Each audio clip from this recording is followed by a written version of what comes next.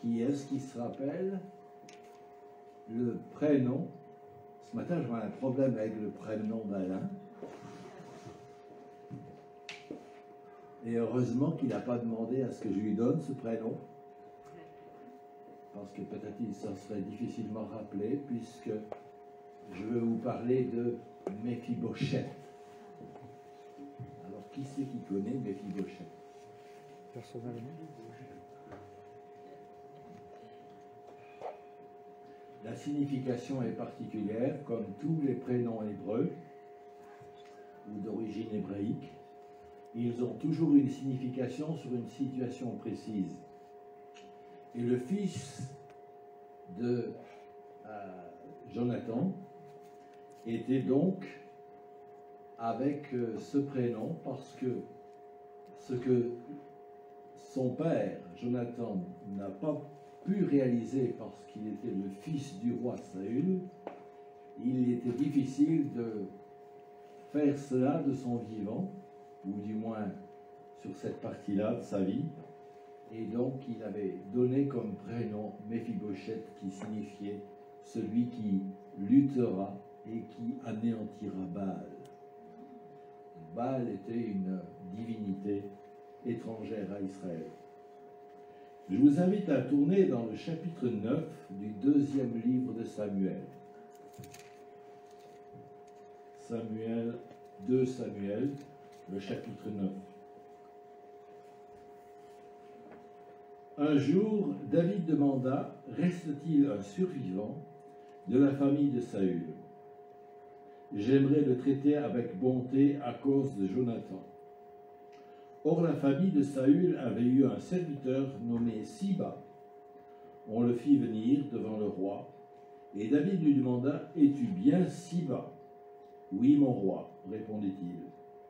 Ne reste-t-il plus personne de la famille de Saül que je puisse traiter avec la bonté de Dieu? Reprit le roi. Il reste un fils de Jonathan, déclara Siba. Il a les jambes estropiées. Où est-il? Demanda le roi.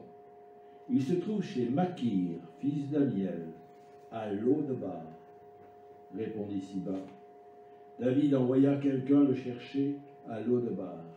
Lorsque Méphibosheth, fils de Jonathan et petit-fils de Saül, arriva chez David, il se jeta face contre terre devant le roi David, l'interrogea. Es-tu bien Méphibosheth? C'est bien moi, mon roi, répondit-il. N'aie pas peur, lui dit David. À cause de ton père Jonathan, je veux te traiter avec bonté. Je te rendrai toutes les terres qui appartiennent à ton grand-père, Saül, et de plus tu mangeras tous les jours à ma table. Méphibosheth se prosterna et dit, pourquoi le roi se préoccupe-t-il de moi, un pauvre chien crevé? Cependant, le roi fit venir Siba, serviteur de Saül, lui dit, j'ai donné à Méphibosheth, le petit-fils de ton maître, tout ce qui appartenait à Saül et à sa famille. Toi, tes fils et tes serviteurs, vous travaillerez la terre pour lui, afin de fournir à sa famille ce qui leur servira de nourriture. Quant à Méphibosheth, il mangera tous les jours à ma table. Siba, qui avait 15 fils et 20 serviteurs, dit au roi, tout ce que le roi m'a ordonné, je le ferai, moi, ton serviteur, son serviteur. Et toutefois, Méphibosheth a l'habitude de manger à ma table, puisqu'il est l'un des descendants de Saül. Pour essayer de comprendre cette partie historique de l'histoire d'Israël, il y avait une habitude qui était une habitude qui n'appartenait pas normalement dans le rythme d'Israël, parce qu'il faut savoir que lorsque Saül a été reconnu comme étant le roi d'Israël, c'était un vœu d'un peuple qui souhaitait un roi comme tous les peuples qui étaient autour. Il y a toujours un danger à vouloir imiter ce qui se passe autour de soi, si on n'est pas dans le plan de Dieu comme c'est ce qui se présente avec ce roi. Saül a régné, avait la responsabilité, et là, il serait intéressant de relire tous ces textes, mais ça, je vous inviterai à le faire.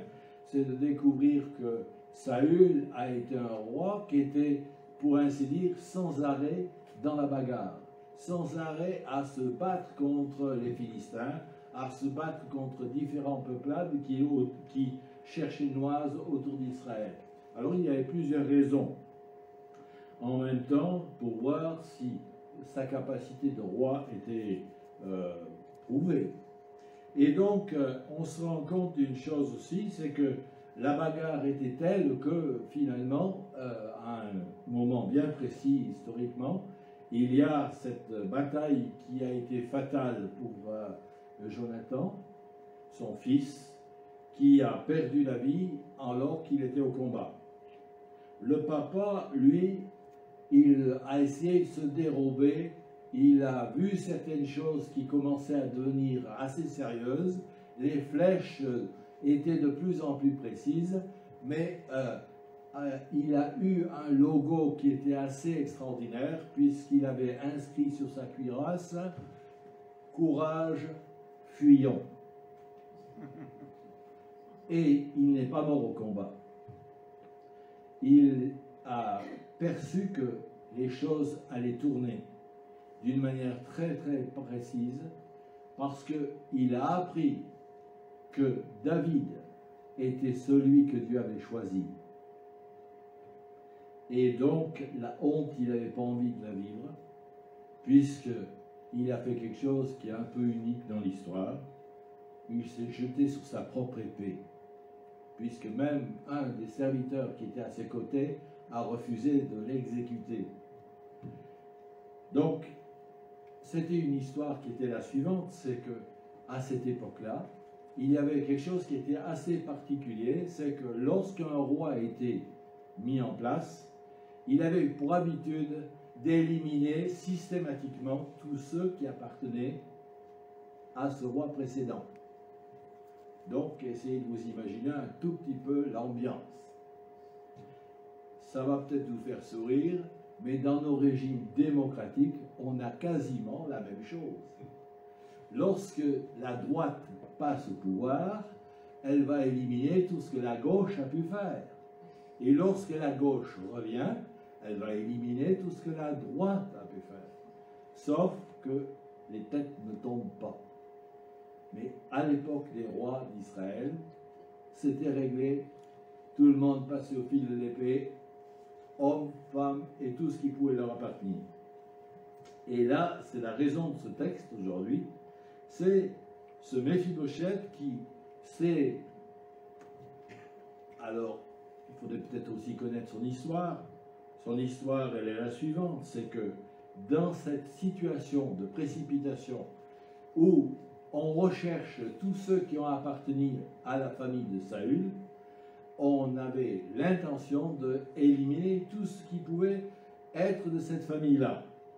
Et dans cette précipitation, la servante a pris le garçon Méphibosheth qui avait 5 ans. Il courait certainement assez vite, mais pas assez, puisqu'il fallait vraiment fuir et se dépêcher de pouvoir se cacher si c'était possible. Et dans cette fuite, cette servante a pris la fuite, mais elle a laissé tomber le garçon Méphibosheth, qui lui s'est retrouvé brutalement avec les 2 jambes en mauvais état, pour ne pas dire cassées, mais il ne pouvait plus marcher, il avait besoin d'être porté. Alors, il y a aussi un langage que j'aimerais aussi participer à ce texte-là, se rendre compte que nous pouvons nous trouver dans des situations non voulues de notre part, mais il y a dans la vie d'hommes, de femmes aujourd'hui, et même de chrétiens, des rêves brisés. Des rêves brisés. Vous savez que il y a quelques années, c'était en 2008, nous avons perdu notre aîné. Notre garçon se trouvait en pleine situation. Il aimait le VTT, il aimait le sport, il aimait le tennis. Et à cause d'une faute médicale, du jour au lendemain, son rêve s'est brisé. il est devenu tétraplégique complet. Donc, le rêve est brisé. Je m'imagine ce garçon, Méphibosheth, ne plus pouvoir se déplacer d'une manière autonome. Il a sa vie qui bascule. Et en plus, il cherche un endroit où il peut se cacher. Alors que j'ai cherché, parce que c'est pas facile de retrouver certaines traces, Méphibosheth s'est allé se réfugier à Lodebar. C'est-à-dire que si vous avez votre carte de la géographie biblique, vous allez découvrir qu'il y a des répartitions des tribus. Et il y a une tribu un peu particulière, qui est la tribu de Manassé, qui a décidé de vivre de l'autre côté du Jourdain. Alors, je n'ai pas pu faire la comparaison de la géographie d'aujourd'hui, parce que j'aurais dû avoir les points relativement précis, mais il y a une forte chance que ce serait dans la Jordanie d'aujourd'hui, et peut-être même la Syrie. Donc c'est pour vous donner le Jourdain, de l'autre côté du Jourdain, et la fameuse tribu de Manassé avait décidé de cacher, si c'était possible, Méphibosheth. Nous pourrions découvrir des choses intéressantes, mais on va quand même trouver des points qui nous rapprochent. Le texte qui a été choisi ce matin à l'introduction, dans l'Épître aux Éphésiens, nous montre que nous sommes, tout chrétiens que nous sommes ce matin, nous sommes encore aussi privilégiés que Méphibosheth. Nous sommes tous des pécheurs rachetés. Alors je ne sais pas quelle est la fracture, quel est l'endroit où il y a la fracture, mais nous avons besoin de découvrir que si Dieu n'était pas intervenu, nous avions aussi un destin qui était certain, c'était la mort. Car tous ont péché et sont privés de la gloire de Dieu. Et donc nous voulons réaliser que toute cette démarche, c'est que lorsque le serviteur a fait cette remarque par le biais de David, et qu'il a demandé, est-ce qu'il y a un survivant de la famille de Saül? Et là, le serviteur a dit, oui, il y a un dénommé Méphibosheth. Il est protégé, il est parti. Il y avait une information de savoir géographiquement où il se situait, mais c'était relativement loin. Alors, c'était des kilomètres, quelques kilomètres, mais quand même relativement un délai quand même assez important. Où est-il? Demanda le roi. Il se trouve chez Makir, fils d'Amiel, à Lodebar. Alors, Lodebar, c'est toute une signification. J'ai essayé de chercher, mais je n'ai pas trouvé la définition de Montélimar. Je sais qu'il y a du nougat, mais ce serait intéressant de savoir la racine, la raison pour laquelle ça s'appelle Montélimar. Alors, Lodebar, je pense que j'ai cherché, mais je n'ai pas trouvé. C'était un vrai patelin où il n'y a pas grand monde qui pouvait y vivre. Parce que Lodebar, en hébreu, ça signifie il n'y a pas de prairie. Ça signifie qu'on ne peut pas y mettre des moutons, on ne peut rien y mettre, c'est une zone désertique. Et effectivement, lorsqu'on va dans la carte, c'est un coin où aujourd'hui la Jordanie font pas mal d'expériences sur le plan militaire parce qu'il n'y a personne et on peut faire des exercices grandeur nature. Et donc, Lodebar, c'est un endroit où il n'y avait pas beaucoup de choses à vivre et pour vivre. Méphibosheth, il est rappelé par ce serviteur. Alors, je m'imagine un tout petit peu lorsque il a reçu ce serviteur qui a reçu la convocation, certainement écrite, je m'imagine, pour ne pas qu'il y ait d'ambiguïté en disant on pense qu'il aimerait te voir. Hein. Non, je pense qu'il devait y avoir quelque chose qui devait prouver comme quoi le roi le convoquait et le roi souhaitait l'avoir auprès de lui. Alors là, je m'imagine que dans la tête de Méphibosheth, entre parenthèses, le trouillomètre était rouge. Il s'est dit, non seulement je vais à Jérusalem, mais en plus, ça va être l'exécution comme étant le dernier de la famille de Saül. Et moi, je vais avoir droit à quelque chose de vraiment public. Et tout le monde va savoir que j'étais le dernier. Eh ben non. Rien de tout ça. Simplement, il y a une restauration, il y a quelque chose d'assez extraordinaire. Alors, je ne vais pas faire de la gymnastique parce que la caméra pourrait difficilement suivre, mais lorsqu'il est arrivé et lorsqu'il est en présence du roi, il s'est prosterné. Alors, prosterné, ce n'est pas une position qui est une position habituelle chez nous. Prosterné, c'est face contre terre par terre.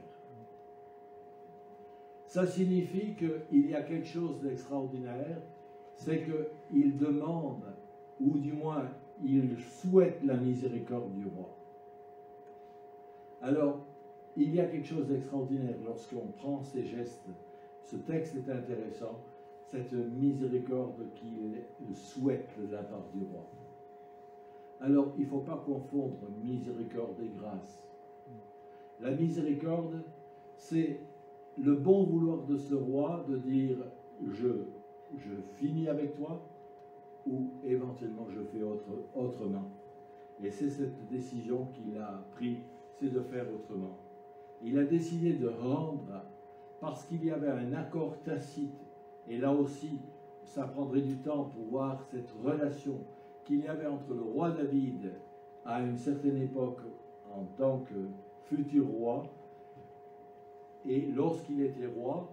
Finalement, il y a un endroit où il y avait une connivence complète entre Jonathan, le fils de Saül, qui savait quelles étaient les choses qui étaient en train de se mettre en place, puisque Saül n'avait qu'un seul et unique objectif, éliminer David dès que possible. Et toutes les fois que David a dû se réfugier, a dû se cacher, a dû même faire des choses un peu invraisemblables, où il aurait très bien pu, lui aussi à son tour, régler le problème de Saül, il y avait une connivence entre Jonathan le fils et David. Et à cause de cette connivence, il y a quelque chose de très profond qui était présent là, c'est de voir la décision qui est prise là maintenant. Ce que David avait envie de faire, c'est de respecter ce qui avait été décidé avec Jonathan. Le texte serait intéressant, ce serait dans les zones de 1 Samuel 20, le verset 14, où il y a donc ces choses qui sont rétablies, comme nous pouvons le voir. Il reçoit l'héritage, non seulement de celui de son père, mais il reçoit l'héritage aussi de son grand-père. Et lorsqu'on voit tout ce que ça représentait, c'était extraordinaire et énorme. Là, nous découvrons des choses qui sont importantes dans notre vie. Parce que, et c'est ce point-là qui est à développer aujourd'hui, c'est que nous sommes aussi dans ces situations. Nous avons besoin de découvrir que notre vie de chrétien, nous avons un immense héritage qui nous est donné. Parce que, comme le texte de Éphésiens nous le rapporte, nous sommes sauvés par grâce. Lorsque Méphibosheth se retrouve à cette table, il y a tout le déroulé, toute cette approche, et j'essaye de faire travailler ma caméra, et je vous encourage à faire la même chose. C'est sur le canal 17. Et donc, essayez de vous imaginer, j'ai eu l'expérience dans ma mission précédente, ma mission passée, d'être à une table de haute autorité, des gens de très haut niveau, des présidents, des gens qui se déplacent avec toute une cohorte de gens autour d'eux. On est très impressionnés, si bien que on est d'abord, avant tout, observateur. Parce que lorsqu'on n'a pas l'habitude de se trouver à table avec ces personnes, on a même l'appréhension de dire qui est le premier qui va toucher sa fourchette. Comment qui va s'y prendre? Où met-il sa serviette? Va-t-il choisir le bon verre? Et donc, quand vous n'avez pas l'habitude d'être dans ce monde-là, vous êtes en observation. Et j'essaye de m'imaginer le jeune Méphibosheth à cette table du roi. À droite ou à gauche, il y a Absalom. De l'autre côté, il y a Salomon. Et ces braves gens ne sont pas seuls, il y a toute leur cohorte, entre autres beaucoup de femmes. Et on se rend compte de toute cette situation, de cette cour. Vous savez qu'il y avait un privilège d'être assis à cette table. Le gros avantage, c'est que la table était dressée, une nappe était présente, et tout ça, ça lui cachait ses jambes qui étaient paralysées. Donc toute la partie haute était normale, toute la partie basse était cachée. Est-ce que notre vie de chrétien, nous pouvons aussi nous rappeler qu'il y a une partie qui était une partie aussi cachée, et que nous sommes sauvés, comme le répète le texte, sauvés par grâce. Il vit une vie de reconnaissance. Je m'imagine tout cela, la surprise de Méphibosheth. Et je souhaite aussi qu'on réalise ce matin que nous sommes aussi surpris de ce que Dieu a permis que nous vivions ensemble. Et être invité à cette table, non seulement c'était quelque chose qui était exceptionnel, mais lorsqu'on se lit ce texte, être invité à la table du roi tous les jours. J'essaye de me mettre cette image dans la tête. Nous sommes des gens privilégiés parce que le salut que Dieu nous a accordé, il est tous les jours. Dès le matin, nous pouvons dire, comme le texte du psaume, cette journée est la journée que le Seigneur a faite. Et nous voulons le bénir tous les jours. Nous voulons être reconnaissants d'être invités. Et c'est ce que nous allons faire dans très peu de temps. Être invités à cette table du roi. Parce que nous servons un grand roi. Nous sommes au privilège d'un grand roi. Nous étions des gens, et j'en fais vraiment bien partie, nous étions estropiés. Nous étions embarrassés avec toutes sortes de problèmes dans la vie. Et nous avons eu la chance et la grâce de découvrir qu'il est venu à notre rencontre. Il nous a fait chercher. Il y a quelqu'un qui a été sur notre route pour nous faire connaître l'Évangile et faire que nous soyons aujourd'hui et appartenons à ce peuple de Dieu. Alors, nous voulons réaliser que nous sommes invités ce matin. Une fois de plus, nous sommes des gens absolument privilégiés. Ce matin, lorsque j'aime bien avoir un suivi de la situation, de ce qui se passe un peu dans certains pays, depuis 2 jours, si vous suivez le même programme que le mien, celui de Portes Ouvertes, nous prions pour la Corée du Nord. Aujourd'hui, c'est particulièrement ces femmes coréennes qui ont réussi à quitter le pays, mais qui ont été vendues à la Chine pour l'exploitation sexuelle. Et ces femmes, il y a quelqu'un qui, depuis très longtemps, est avec un ministère bien particulier, c'est de les atteindre à l'Évangile. Et ces femmes se tournent vers Dieu. Elles ont besoin d'être soutenues pour la bonne raison qu'elles n'ont strictement droit à rien, ni en Chine, ni en Corée du Nord. Et qu'elles disparaissent sans qu'on ait besoin de se demander où est-elle passée. C'est vraiment une situation épouvantable. Nous sommes privilégiés ce matin. Alors, nous tournerons vers ce texte qui est le texte de l'introduction pour la Sainte Seine. C'est le roi qui nous invite ce matin, le roi que nous aimons, le roi qui nous a aimés. Et en prenant ce texte que nous connaissons certainement bien,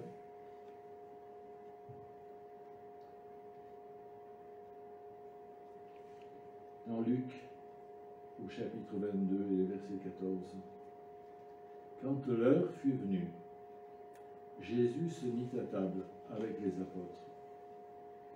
Il leur dit combien j'ai désiré prendre ce repas de la Pâque avec vous avant de souffrir. Car je vous le déclare, je ne le prendrai plus jusqu'à ce que la venue du règne de Dieu. Ayant reçu une coupe, il remercia Dieu et dit, prenez cette coupe, partagez-la entre vous. Car je vous le déclare dès maintenant, je ne boirai plus du fruit de la vigne jusqu'à ce que je vienne, et jusqu'à ce que vienne le règne de Dieu. Puis il prit du pain, et après avoir remercié Dieu, il le partagea et leur le donna en disant, ceci est mon corps qui est donné pour vous. Faites ceci en mémoire de moi. Il leur donna de même la coupe après le repas en disant, cette coupe est la nouvelle alliance qui est conclue grâce à mon sang versé pour vous. Mais regardez, celui qui me livre est ici, à table avec moi. Certes, le Fils de l'homme va mourir selon ce que Dieu a décidé. Mais quel malheur pour celui qui le livre. Ils commencèrent à se demander les uns aux autres qui était celui d'entre eux qui allait faire cela. Nous venons à cette table. Nous sommes invités par le roi. Alors je ne sais pas dans quel état d'esprit vous êtes ce matin. C'est entre vous et Dieu. Et nous avons besoin de réaliser que c'est une affaire extraordinaire d'être invité à cette table. Nous avons besoin de découvrir qu'on n'y vient pas n'importe comment. On a besoin d'avoir cette attitude, comme cet examen où ils se sont posé la question, lequel d'entre eux avait fait cette chose terrible de le traduire et de le trahir. Nous avons besoin aussi de découvrir dans quelle attitude nous voulons prendre ce repas. Nous avons besoin de faire cet examen, comme le texte de Paul, cet examen intérieur. Ce n'est pas l'examen de l'autre, c'est l'examen de moi personnellement. Nous voulons nous approcher maintenant et prendre cette Sainte Seine. Alors, je ne sais pas s'il y a des personnes qui ont été choisies. Je demande à ce qu'ils viennent me rejoindre pour cette distribution.